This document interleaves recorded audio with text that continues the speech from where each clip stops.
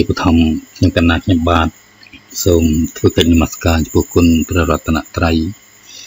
ក៏ដូចជាធ្វើកិច្ចនមស្ការចំពោះលោកគ្រូអង្គធម្មកថាកាចាជាទីសក្ការៈមួយទៀតក៏សូមធ្វើសេចក្តីគោរពចំពោះលោកគ្រូធម្មចាជាទីគោរពក្នុងគណៈនេះខ្ញុំកណ្ណាខ្ញុំបាទសូមអនុញ្ញាតដើម្បីធ្វើការសិក្សាបន្តអំពីធម៌អភិធម្មដែលប្រសង់តែងទៅសូត្រប្រាប់នៅក្នុងពិធីបុណ្យដាពិស្ដាខ្ញុំកណ្ណាខ្ញុំបាទដាក់ថាត66ស្ដីអំពីពួកធម៌ជាអព្យាក្រឹតតើដូចម្ដេចនៅក្នុងបេដកលេខ78ត្រង់ទំព័រ241ឃ្នៀប364ដល់366ខណ្ឌ4កើតមានក្នុងសម័យនោះអាយតនៈ2ធាតុ2អាហារ3ឥន្ទ្រី3ភាសៈ1ពេកាយវិញ្ញាណធាតុ1ធម្មាយតនៈ1ធម្មធាតុ1កើតមានក្នុងសម័យនោះឬក៏ពួកអរូបធម៌ដទៃណាដែលកើតឡើងព្រោះអាស្រ័យហេតុកើតមានក្នុងសម័យនោះនេះពួកធម៌ជាអព្យាក្រឹតពេ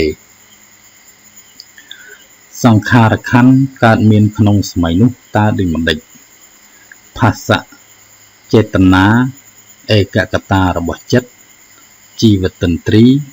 ឬក៏ពួកអរូបធម៌ដទៃណាដែលកើតឡើងព្រោះអាស្រ័យហេតុកើតមានក្នុងសម័យនោះលើកទុកតែវេទនាខណ្ឌសញ្ញាខណ្ឌវិញ្ញាណខណ្ឌចេញនេះសង្ខារខណ្ឌកើតមានក្នុងសម័យនោះពេនេះពួកធម៌ជាអព្យាក្រឹតពួកធម៌ជាអព្យាក្រឹតតើដូចម្ដេចមនោធាតុជាវិបាកច្រឡំដោយឧបេក្ខាមានរូបជាអារម្មណ៍ក្តីពេមានផោធពៈជាអារម្មណ៍ក្តីឬក៏ប្រារព្ធនៅអារម្មណ៍ណាកើតឡើងហើយព្រោះហេតុបានធ្វើបានសន្សំនៅកម្មជាកម្មាវចរៈកុសលក្នុងសម័យណា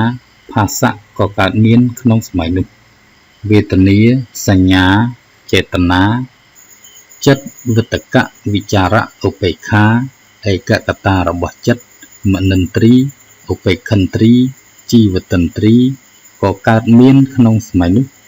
ឬក៏ពួកអរូបធម៌ដទៃណាដែលកើតឡើងព្រោះអាស្រ័យហេតុ